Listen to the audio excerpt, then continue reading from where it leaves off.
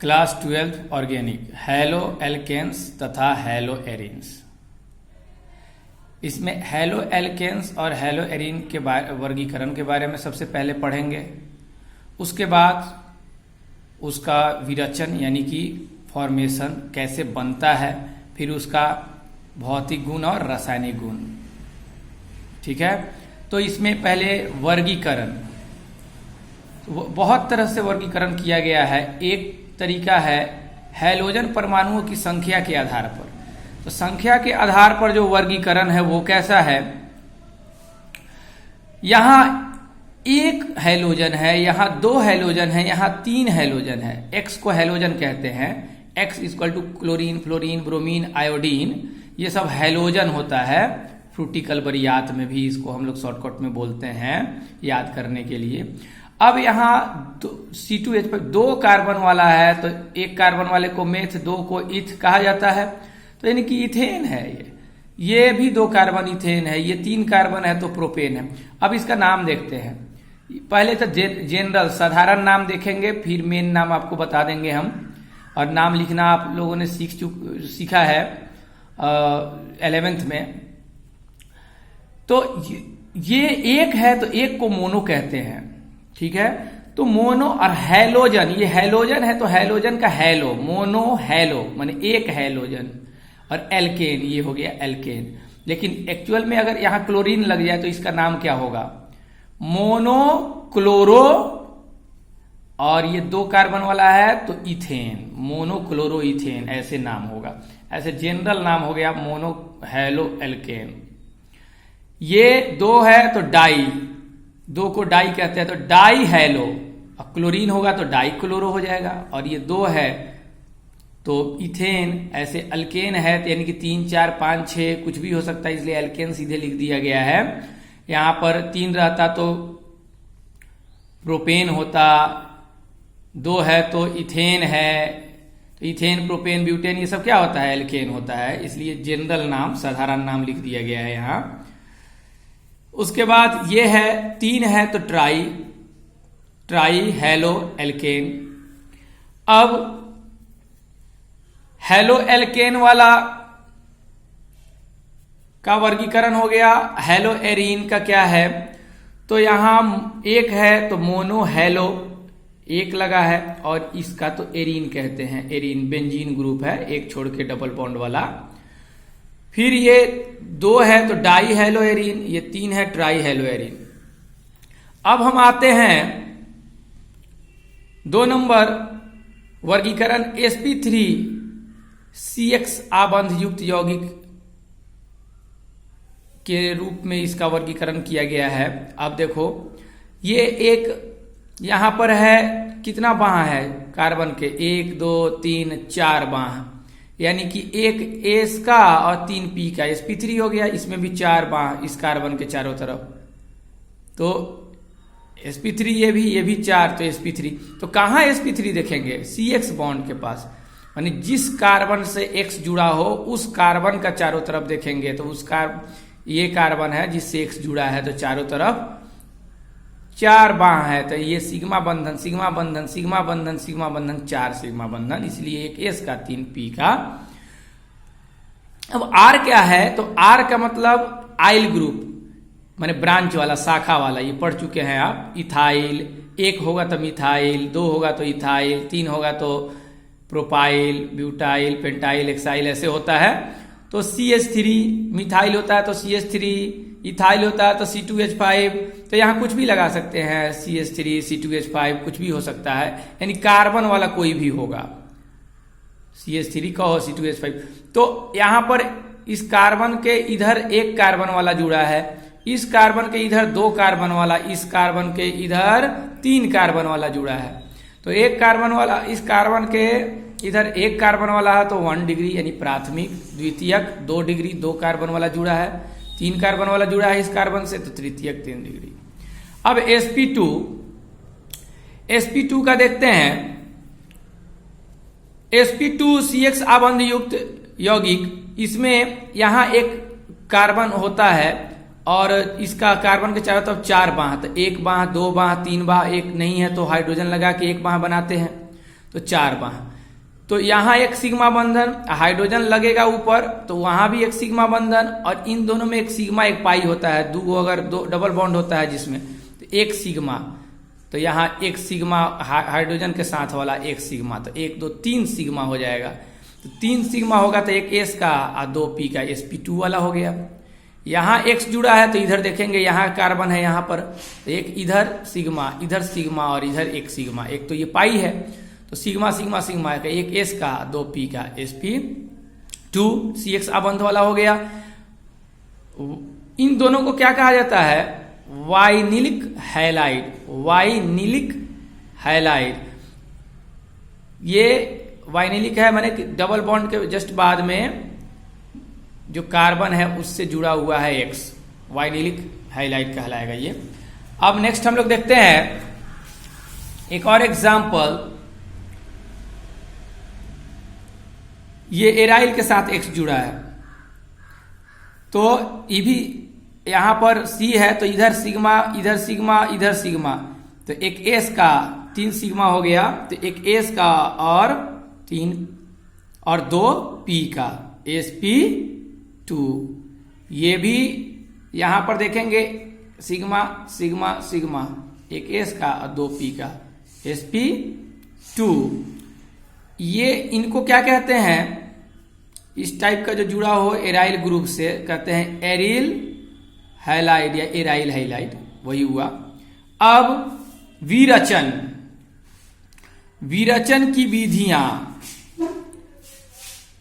ठीक है, method of preparation of haloalkane. तो यानी कि कैसे बनाया जाता है हैलो एल्केन को, फिर हैलो एरीन का बाद में देखेंगे। तो हैलोजन से, पहला हैलोजन से भी बनता है, तो हैलोजन यानी कि R, तो R क्या है? अल्काइल ग्रुप है, तो यहां पर CH3 अपने मन से लगा सकते हो, C2H5 लगा सकते हो, कुछ भी, तो R कुछ भी हो सकता है। तो अगर ROH इस टाइप का हो तो HX से अभिक्रिया करके ZnCl2 के उपस्थिति में, ये ZnCl2 है उत्प्रेरक, जब ये रिएक्शन नहीं होता है तो ये डालने पर होने लगता है। उत्प्रेरक का काम ही होता है जो रिएक्शन नहीं होता है उसको करा देता है, या जो धीरे धीरे हो रहा होता है उसको फास्ट करा देता है। तो RX बनेगा। हमको तो क्या बनाना था? हमको हैलो एल्केन बनाना था। क्या बनाना था? Haloalkane. तो हैलो एल्केन बन गया। देखो यहां R एल्केन है ही, एल्काइल ग्रुप है, और X हैलो, तो हैलो एल्केन, और H2O भी निकलता है। इसमें ROH अगर NaBr यानी कि सोडियम ब्रोमाइड और H2SO4 सल्फ्यूरिक एसिड या हाइड्रोजन सल्फेट भी कहते हैं इसको, तो इससे रिएक्शन करेगा तो फिर यहां बनाया RBr, वही हो गया, ये हैलोजन होता है, हैलो एल्केन ये भी बना। तो यहाँ Br है तो ब्रोमो एल्केन, R एल्केन होता है। अगर यहाँ CH3 रहता तो C को मेथेन कहते हैं, तब ब्रोमो मीथेन हो जाता। अब NaHSO4 बना और H2O बन जाएगा। फिर यहाँ 3 मोल ROH अगर लेते हैं तो क्या बनता है? 3 मोल ROH लेकर 3 मोल ROH लेते हैं तो PX3 से रिएक्शन करता है। PX3 क्या है? क्लोरीन होगा, तो ये हो जाए फास्फोरस PX3 या PCl3 PBr3, यहाँ Cl या Br दोनों में से कोई भी ले सकते हैं, यहाँ हिंट दे दिया है। ऐसे X के जगह पर क्लोरीन, फ्लोरीन, ब्रोमीन, आयोडीन सब होता है, लेकिन इस जगह पर X के जगह पर केवल क्लोरीन और ब्रोमीन ही लेना है, तभी रिएक्ट करेगा, अभिक्रिया करेगा। तो ये दोनों मिलके फिर यहाँ RX बनाया, यानी कि हैलो एल्केन 3 मोल बनाएगा, और H3PO3 भी साथ में बनेगा। मेन तो हमको ये बनाना था। अब उसके बाद उसके नीचे है ROH PCl5 से अभिक्रिया करेगा तो RCl, यहाँ हेलो एल्केन बन गया, POCl3 और HCl बनेगा। फिर ROH लाल फास्फोरस से अभिक्रिया करेगा, साथ में क्या रहेगा? लाल फास्फोरस ये काम करेगा उत्प्रेरक का, और ये है या ऐसे यहाँ दिया हुआ है X2, यानी X2 भी लेना है तो X2 क्या हो गया,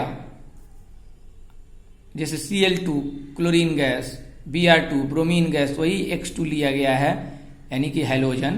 तो फिर रिएक्शन करेगा तो RH बनाएगा, हेलो एल्केन बनाएगा। ROH अभिक्रिया करेगा SOCl2 से तो क्या बनाएगा, RCl plus SO2 plus HCl बनाएगा। अब हाइड्रोकार्बन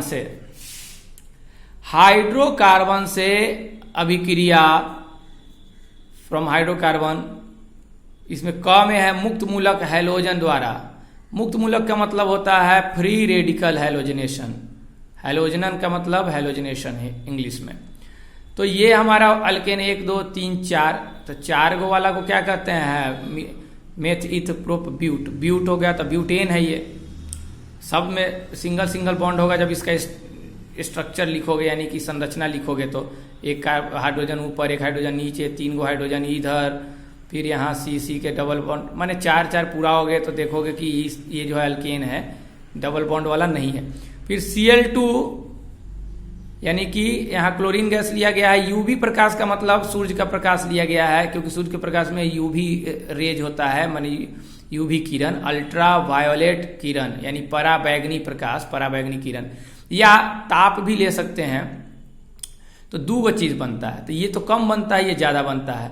यानी कि क्लोरीन पहले जुड़ता है वो कम स्टेबल होता है, माने कम अस्थायी होता है, यानी कम बनता भी है, ये कम बनता है। और ये बीच वाला 2 टाइप का बनता है, तो जिसमें ये बीच में जो जुड़ता है क्लोरीन, ये मोर स्टेबल होता है, ज्यादा यही बनता है। ठीक है, अब हम देखते हैं ख में इसके ये मुक्त मूलक क्यों कहा गया है, क्योंकि क्लोरीन 2 भाग में टूटता है। जब क्लोरीन 2 भाग में टूटेगा तो Cl और Cl क्लोरीन जुड़ा रहता है, तो दोनों अपना अपना इलेक्ट्रॉन लेके अलग अलग टूटता है, इसलिए मुक्त मूलक कहा जाता है। मुक्त मूलक अपना अलग अलग इलेक्ट्रॉन लेके टूटे, उसको मुक्त मूलक कहा जाता है। अब ख में है इलेक्ट्रॉन रागी प्रतिस्थापन द्वारा बाय इलेक्ट्रोफिलिक सब्स्टिट्यूशन। इलेक्ट्रॉन रागी का मतलब इलेक्ट्रॉन स्नेही भी कहते हैं इसको। तो यहां पर क्या है, टोलुइन है। ये टोलुइन बेंजीन के साथ CH3 लगा रहता है, उसको टोलुइन कहा जाता है, या मिथाइल बेंजीन कह सकते हो, मिथाइल बेंजीन ऐसे कॉमन नाम है इसका टोलुइन। X2 के जगह पर Cl2 और Br2 हो सकता है, तो X2 सीधे लिख दिया गया है यहाँ। अभिक्रिया करके और बनाता है Fe के उपस्थिति में। Fe यहाँ पर क्या है, उत्प्रेरक, और अंधेरा होना चाहिए, अंधेरे में इसको बनाया जाता है, तब ये दोनों मिलता है। तो ये 2 टाइप का बनता है, एक ऑर्थो वाला, एक पारा वाला। ऑर्थो किसको कहते हैं, तो यहां से काउंट करते हैं, यहां के बाद में ये ऑर्थो मेटा पारा, इधर से करोगे तो ऑर्थो मेटा पारा, यहां से अगर काउंट करोगे ये ऑर्थो मेटा पारा, यहां से काउंट करोगे फिर से इधर से तो ऑर्थो मेटा पारा। तो यहां से अगर टोलुइन से देखे, टोलुइन है तो टोलुइन अगर ये है CH3 वाला, तो यहां से कितना दूरी पर ये X जुड़ा है, तो ऑर्थो पर जुड़ा हुआ है, इसलिए ऑर्थो पर हैलो जुड़ा हुआ है ये हैलोजन, तो ऑर्थो हैलो टोलुइन हो गया। ये पारा पर जुड़ा हुआ है, ऑर्थो मेटा पारा, तो पारा हैलो माने पारा पर हैलोजन ग्रुप जुड़ा है, तो पारा हैलो टोलुइन। ग में है सैंडमायर अभिक्रिया। सैंडमायर नाम के साइंटिस्ट ने इस अभिक्रिया के बारे में बताया था। तो सैंडमायर अभिक्रिया में सबसे पहले ये बनाते हैं, बहुत जगह जरूरी पड़ेगा इसका, ये है प्राथमिक एमीन, NH2 जुड़ा हुआ है बेंजीन के साथ, तो एमीन है, या बेंजामाइन भी कहते हैं, बेंजीन के साथ एमीन है। तो ये अभिक्रिया करता है NaNO2 और HCl से 273 से 278 केल्विन ताप के बीच, अगर इसके बीच में ताप दिया जाता है तब अभिक्रिया करता है और बनाता है यहाँ benzene diazonium chloride, benzene diazonium chloride, ये कहलाता है, ये बनाता है। इसको दूसरे तरीके से भी लिखा जाता है, ये लिख के, और N2Cl भी लिख दिया जाता है शॉर्टकट में N2Cl, लेकिन पूरा विस्तार पूर्वक यहाँ लिख के बताया गया। ये है डाइजोनियम क्लोराइड है, बेंजीन डाइजोनियम क्लोराइड। इससे बहुत अभिक्रिया हम पढ़ेंगे आगे। तो ये डाइजोनियम क्लोराइड को CuCl के उपस्थिति में HCl के साथ अभिक्रिया कराया गया है, जिसको हम सैंड मायर अभिक्रिया कहते हैं। तो हमारा Cl जाकर यहां जुड़ जाता है, N2 गैस निकलता है, यानी क्लोरो एरीन बन गया। यानी ये एरीन है, ये क्लोरीन है, तो क्लोरो एरीन, ठीक है। मोनोक्लोरो एरीन भी कह सकते हैं इसको, ठीक है। मोनो एक ही है, तो क्लोरो एरीन IUPAC नेम हो गया। नोट में है CuBr, HBr भी यहां पर ले सकते हैं, तो ब्रोमो एरीन बनेगा। ये क्लोरो एरीन के जगह पर ब्रोमो एरीन बनेगा। लेकिन I के साथ, Ki के साथ में अभिक्रिया कराने पर केवल गर्म भी कर दिया जाता है, तो CuCl नहीं भी लिया जाएगा, तो केवल Ki ले लिया जाएगा। तो Ki के साथ अभिक्रिया कर लेगा ये डाइजोनियम क्लोराइड, तो ये बन जाएगा आयोडोबेंजीन कहेंगे या आयोडो एरीन कहेंगे, ठीक है। और N2 गैस निकलेगा। अब हम लोग आगे देखते हैं गटरमैन अभिक्रिया द्वारा। गटरमैन अभिक्रिया, फिर यहां जो है डाइजोनियम क्लोराइड है, बेंजीन डाइजोनियम क्लोराइड, इसको Cu और HCl के उपस्थिति में गर्म करने पर बनता है। ये अंतर क्या है सैंडमेयर और गटरमैन में? बस इसमें लिया गया है CuCl सैंडमेयर में, बाकी सब वही है, और इसमें लिया गया है केवल Cu, यानी उसका एडवांस वर्जन है सैंडमेयर का ये गटरमैन अभिक्रिया। HBr यहां पर ले लिया जाएगा अगर, तो फिर ब्रोमो एरीन बनेगा, ठीक है, या मोनो ब्रोमो एरीन भी कह सकते हैं इसको, ब्रोमो बेंजीन भी कह सकते हैं, और N2 गैस।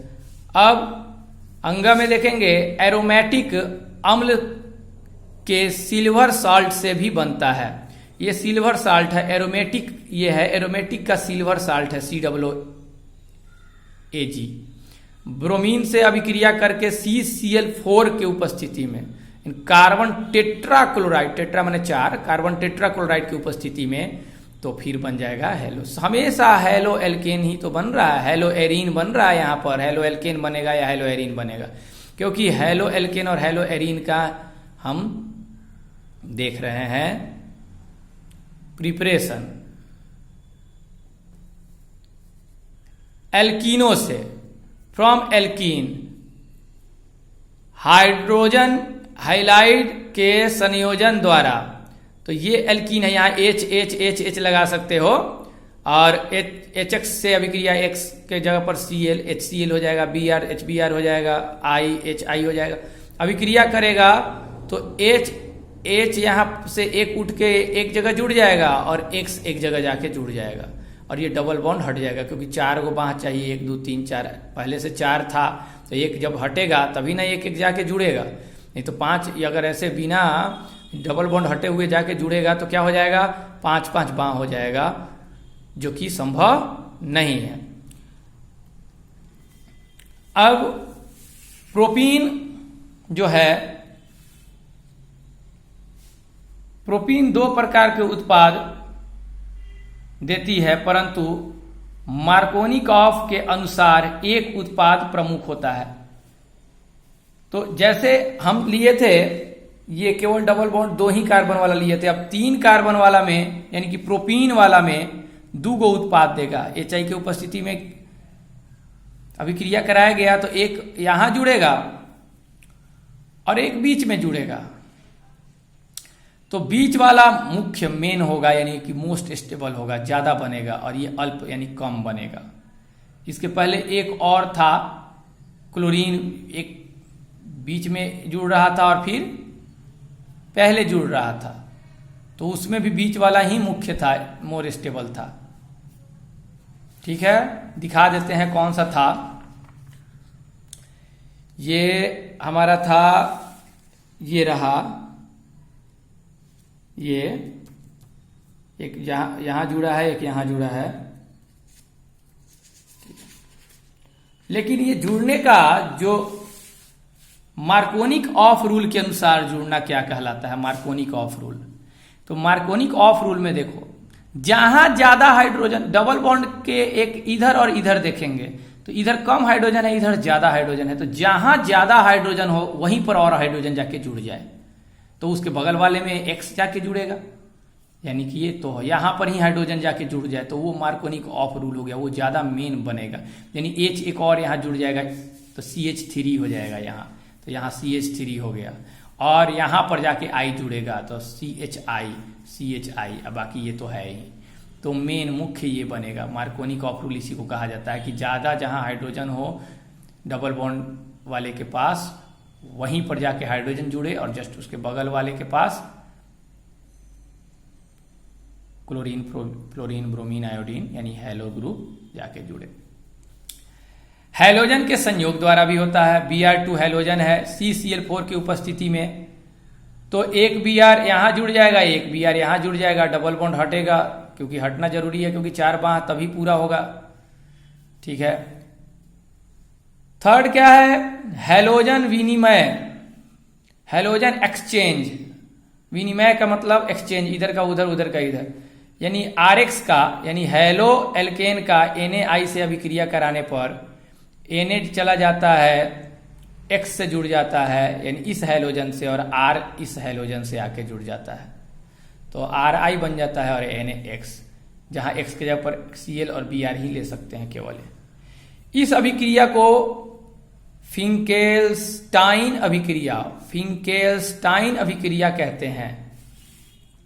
धात्विक फ्लूओराइडो जैसे AgF, धातु ये हो गया, फ्लोरीन ये हो गया, तो धातु का फ्लोराइड है, Hg2F2CO माने कोबाल्ट, COF2 अथवा SbF3 की उपस्थिति में एल्किल क्लोराइड, ये एल्किल क्लोराइड जैसे एल्किल हो गया और क्लोराइड Cl लग जाए यहां, एल्किल क्लोराइड या ब्रोमाइड को गर्म करके उपलब्ध करना एल्किल फ्लोराइडो के संश्लेषण का सर्वोत्तम तरीका है, बहुत बेहतर तरीका होता है संश्लेषण का, यानी प्रिपरेशन का।